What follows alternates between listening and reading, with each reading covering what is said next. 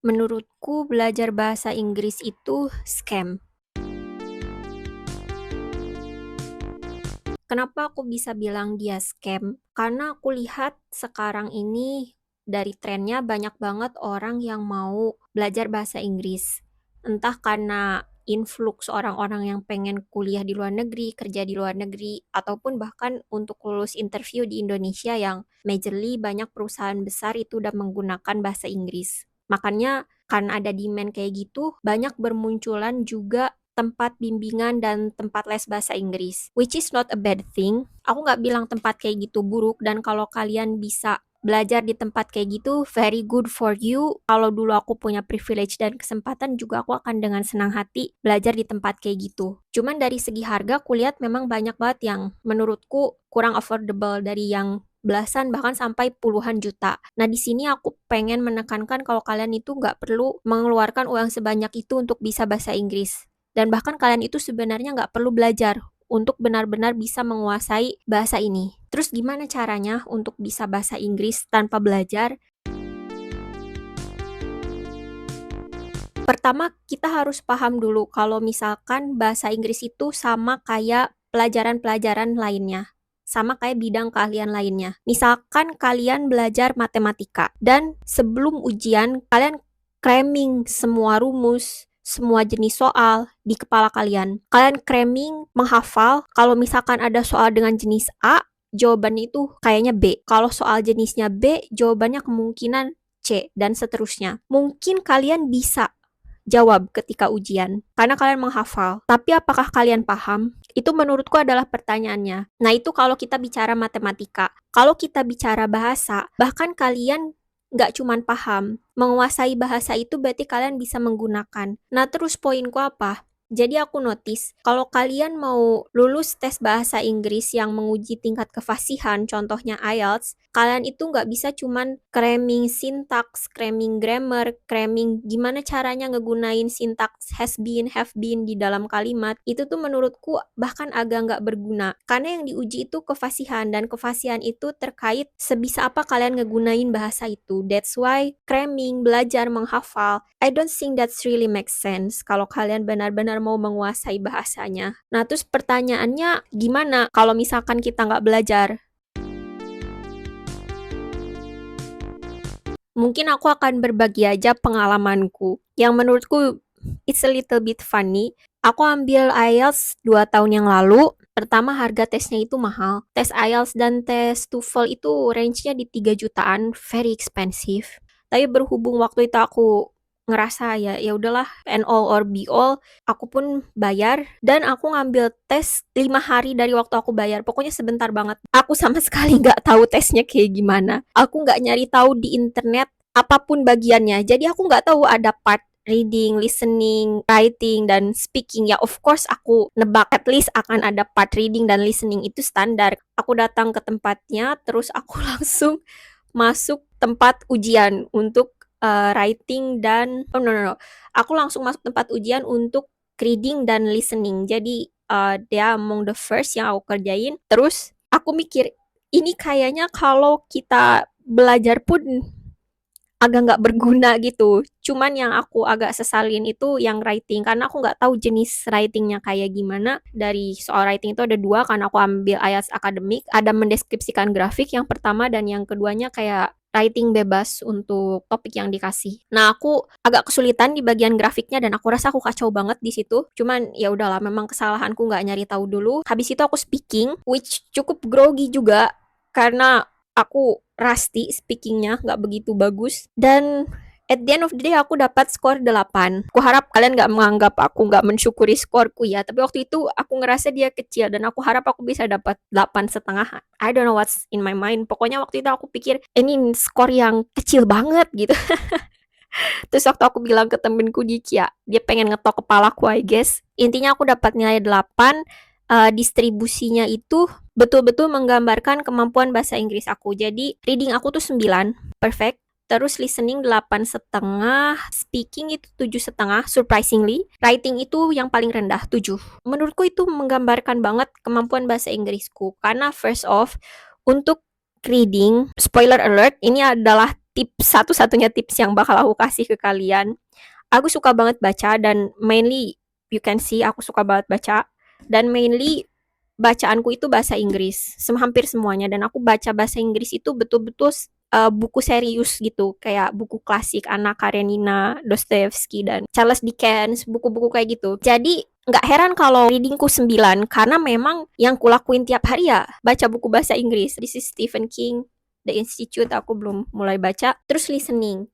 That's also the same thing. Aku konsumsi konten di YouTube itu mostly bahasa Inggris dari YouTuber-YouTuber yang ngomongnya pakai bahasa Inggris. Jadi tentu listening aku pasti tinggi juga gitu. Dan terus speaking, ini yang agak unik menurutku bisa dapat 7,5 karena aku nggak begitu banyak latihan speaking. Cuman aku rasa mungkin itu karena dulu waktu SMA aku pernah ikut debat bahasa Inggris. Jadi aku pernah mengalami saat-saat intens di mana aku harus mengasah kemampuan bicaraku gitu dan sangat-sangat helpful. Terakhir yang paling rendah writing 7 which is the lowest score dari seluruh distribusi aku dan aku agak kecewa karena kadang aku nulis pakai bahasa Inggris juga. Cuman kurasa di sinilah kekurangannya. Aku dapat itu benar-benar nggak belajar dan kalian bisa dapat itu bahkan tanpa tahu jenis soalnya kayak gimana. Kenapa? Bukan karena aku ekstra smart atau ekstra brilian. Nggak, simply karena aku memang menggunakan bahasa itu sehari-hari.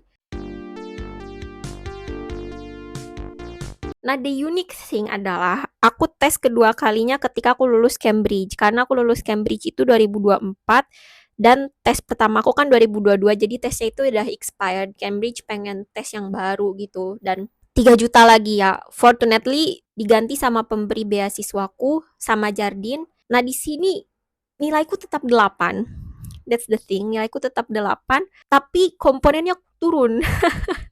Ini menurutku lucu banget somehow. Jadi untuk reading itu jadi 8,5. Untuk listening masih sama, dia di 8,5 juga. Untuk speaking, speaking itu turun jadi 7. Dan writing itu 7 juga. Jadi overall bandnya 8, tapi setiap komponennya turun. Dari pertama aku tes. Ini adalah kenapa aku punya hipotesis jangan belajar bahasa Inggris. Karena nilai IELTS-ku jauh lebih rendah ketika aku belajar bahasa Inggris daripada ketika aku nggak belajar sama sekali. That's the funniest thing. Stake-nya di sini adalah Cambridge.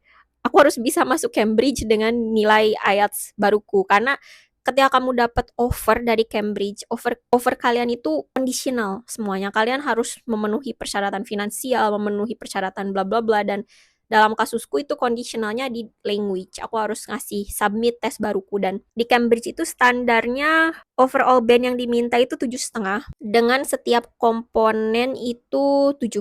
Jadi intinya adalah aku benar-benar ngerasa stake-nya tinggi. Stake-nya adalah lulus Cambridge atau enggak. Makanya aku betul-betul belajar. Aku nontonin video di internet, aku belajar grammar, aku latihan speaking. That's so funny to me. Aku latihan speaking dan speakingku turun. That's so funny.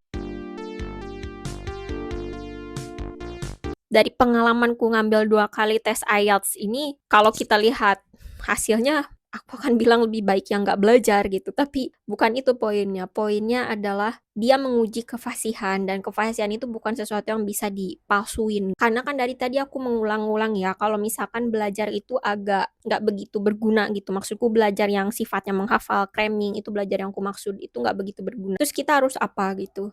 Itu kan pertanyaannya. Nah, menurutku cari aja satu komponen dari bahasa Inggris itu yang paling kalian minati dalam konteks yang kan kalian gunakan sehari-hari. Contohnya aku ini suka banget baca kan. Jadi komponen bahasa Inggris yang aku gunakan sehari-hari itu adalah baca. Kemampuan baca bahasa Inggrisku ya almost perfect, pernah 9 dan kedua kali 8,5. Kenapa? Karena aku baca hampir tiap hari dan aku udah baca berbagai macam literatur. Jadi kalau aku gak ngapa-ngapain pun dari baca aja itu udah naikin overall kefasihan aku. Bahkan walaupun aku secara general nggak begitu fasih berbicara atau menulis, tapi kan ada satu hal yang benar-benar aku gunain sehari-hari, yaitu baca. It takes me a long way. Kalau kalian sukanya nonton YouTube, dengerin podcast, coba cari yang bahasa Inggris. Familiarize yourself dengan bahasanya. Cari topik yang menarik untuk kalian. Nggak perlu kalian paksa atau kalian kayak, bulan ini aku pakai subtitle, bulan depan aku nggak akan pakai subtitle. Menurutku nggak perlu kayak gitu. Kayak, intinya gunakan bahasa itu secara organik aja. Kalau kalian memang butuh bahasa untuk ngedengerin podcast, lama-lama juga kalian akan terpaksa dengan sendirinya. Kayak yang terjadi sama aku. Aku gak pernah punya privilege untuk les bahasa Inggris. Sekali-kalinya aku belajar bahasa Inggris ya di sekolah aja gitu. Dan itu pun kalian tahu pelajaran bahasa Inggris di sekolah kayak gimana. Tapi aku bisa karena ya terpaksa aja. Aku bisa bahasa Inggris karena aku pengen baca. That's the only reason. Itu a fun thing for me. Menurutku kalau kalian bisa mengubah mindset kayak gitu juga, itu juga akan sangat membantu kalian dalam menguasai bahasa Inggris ini. Bahasa itu bukan dipelajari, tapi digunakan.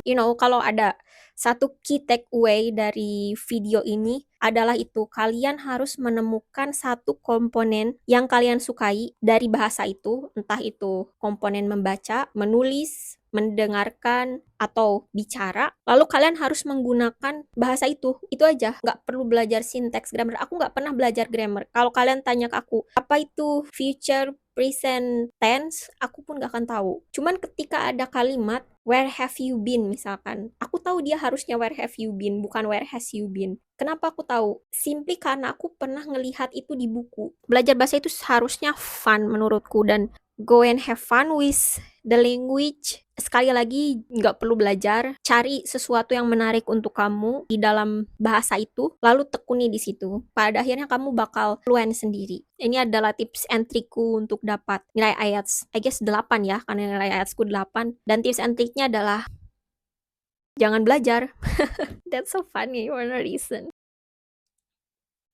So I guess itu aja yang bisa ku sampaikan hari ini. Aku baru aja selesai minggu ujian di sini, and I will make videos about that soon. But yeah, until that, please like, subscribe, comment down below, dan share juga video ini kalau kalian merasa video ini bisa membantu, atau kalian nggak setuju dengan video ini, pendapatnya menurut kalian kontroversial. Just comment down below, jadikan ini ruang diskusi. Ya, interact with this video. It really helps with the algorithm. Dan I guess that's all. Makasih banyak udah menyempatkan waktu untuk nonton video ini. Setuju atau nggak setuju, please comment and give your feedback. I will see you later in the next video.